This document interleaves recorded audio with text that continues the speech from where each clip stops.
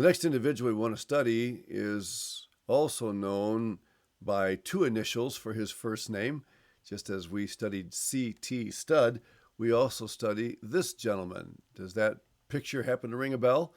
Uh, Very interesting man, extremely different from C.T. Studd in his personality and in that which God used him to do in the work of missions.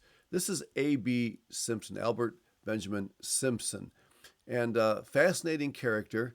And I want to spend some time talking about several things that we can glean from the life of this devout servant of the Lord. He was born in 1843, so about 17 years or so before C.T. Studd, and lived to 1919, just after the conclusion of World War I. Now, he was Canadian. He was born on Prince Edward Island. So, if you are an Anne of Green Gables fan, you probably recognize that location. Prince Edward Island is where A.B. Simpson was born. Now, he had an interesting introduction to missions.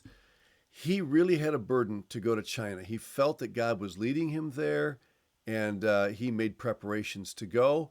But he had one small roadblock, and that was the resistance of his own wife not wanting to go to China. Now, we have dealt with something similar to that before.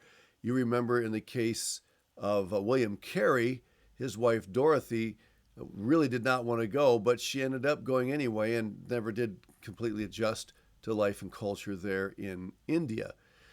But things worked out differently with regard to A.B. Simpson. When his wife showed resistance to go to China, rather than saying, we're going to go anyway and you're going to trust God, Simpson said, if my wife is not on board with this, I'm not going to go, because I don't want to go and take a broken marriage, a divided marriage with me. And so rather than forcing her to go, or even going by himself, because she had actually told him, look, if you want to go, you go, but I'm going to stay here. And he decided not to go. Now, I'm just going to tell you that there are some who would say that A.B. Simpson dropped the ball there because he failed to be the leader in his marriage. As the leader, he should have been willing to say, this is God's call for us. We're married, and I'm the leader of our home, and this is what we're going to do. And if he had said that, then the picture of his life and ministry would have been very, very different. But for better or for worse, he said, I don't want to go if we're not unified. If our marriage isn't strong, how can we have a strong ministry? That was the idea. And I do respect him for that. So what did end up happening with A.B. Simpson as a result? Well, he ended up promoting missions from the Canadian side of things. If he wasn't able to go personally, physically, then he was going to become involved in promoting missions. And A.B. Simpson is known, among other things, for the formation of the Christian and Missionary Alliance.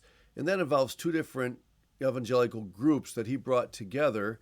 And that's where we get the name Christian and Missionary Alliance.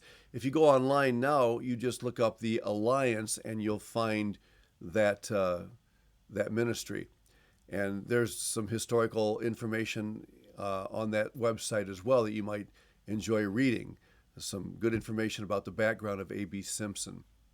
So, thousands of missionaries ended up going to the fields of the world through the formation of the Christian and Missionary Alliance, or the Alliance. And A.B. Simpson was instrumental in beginning that. Now, the formation of this mission movement actually brought to the forefront one of the skills that A.B. Simpson possessed, and that was the skill of organization, the vision to put together something that could be used of God as an instrument, as a vehicle through which missionaries could arrive at the field. And he really was a good organizer / administrator, and he is known for that. But probably more than anything else, I want to emphasize to you the impact that A.B. Simpson had on formal Bible training for people going into ministry. There's a lot of history behind this, but let me just take a little bit of time to talk to you about some of this. A B Simpson, like others, was really concerned that people who went to the field had adequate Bible and theological training, and that's a very good thing. The idea of sending someone just because he has a heart to go, but with very little Bible foundation, was a dangerous thing. If you send somebody to lead a missionary ministry who has a weak Bible foundation, that person becomes susceptible to all kinds of theological error and heresy, the infiltration of Pentecostalism, the influence of major religions in the location where that missionary is serving, and on and on and on. And so Simpson and others like him said, we need to provide a good, solid foundation for theological preparation. Now, let me pause and say at this point that I don't believe that Simpson felt that a formal theological education was a biblical mandate.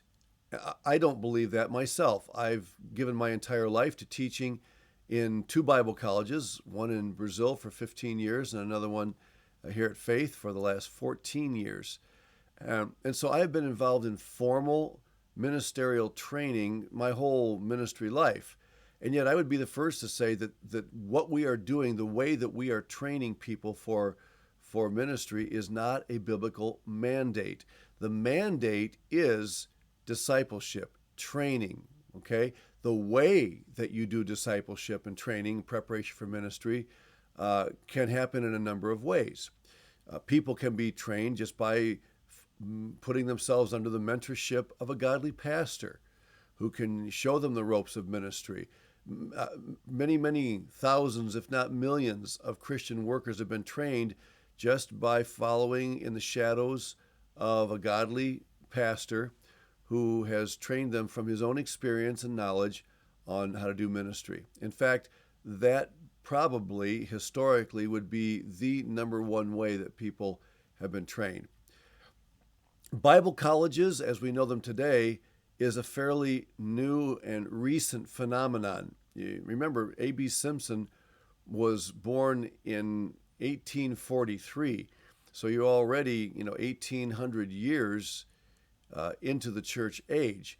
Now, were there schools of training for people in ministry prior to that? Along the way in church history, there is evidence of formal training of one sort or another.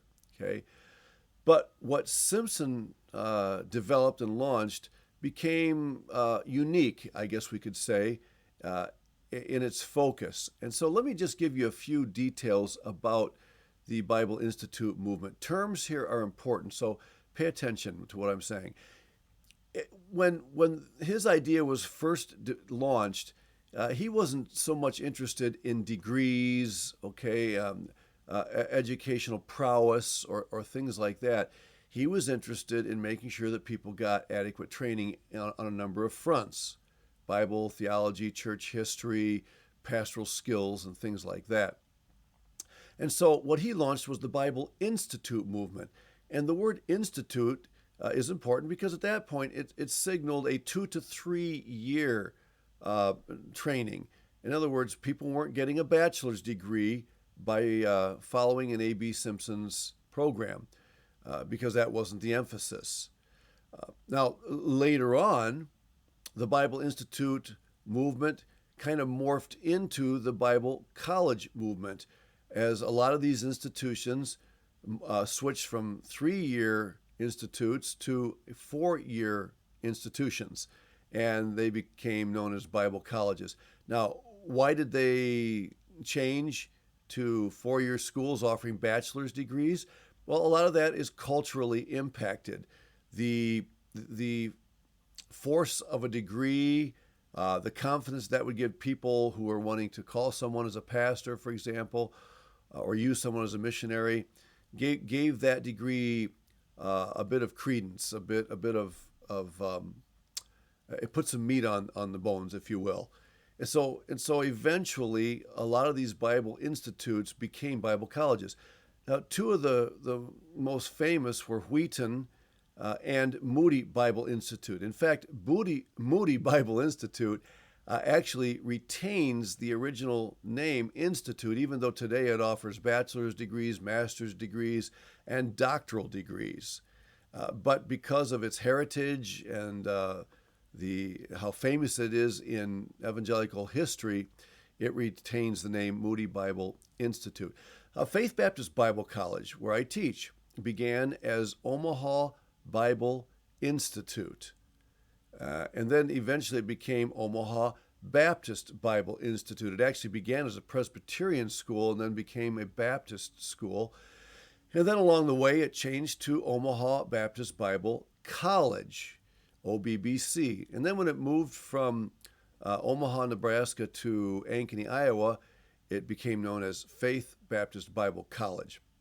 And then later on, when it developed a seminary ministry, it became known by its present-day designation, Faith Baptist Bible College and Theological Seminary. So there's a little history of the college for you. In fact, if you're interested in more history on FBBC, just go online on our website and you can find a lot more about that. But A.B. Simpson is one of the early guys that really promoted that means of preparation.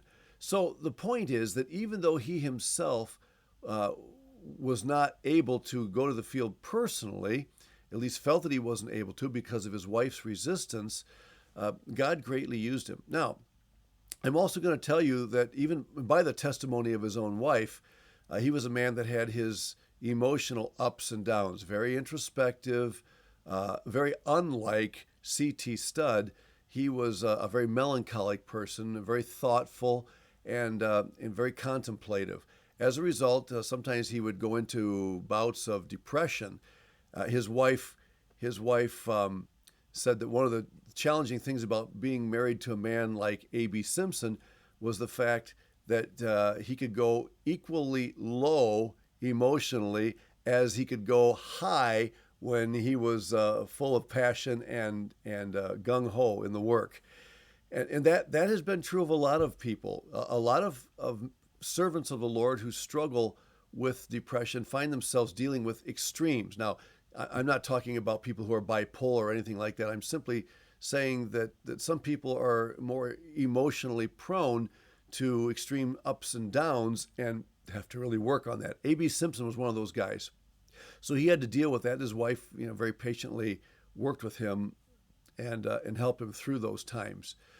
And so when you think A.B. Simpson, think missions, burden to serve the Lord. Think Alliance, the Christian Missionary Alliance, and but also don't forget the Bible College or Bible Institute movement, which has become now what it is. And I will tell you that today, as you look at the Bible College movement, you actually see it going the other direction.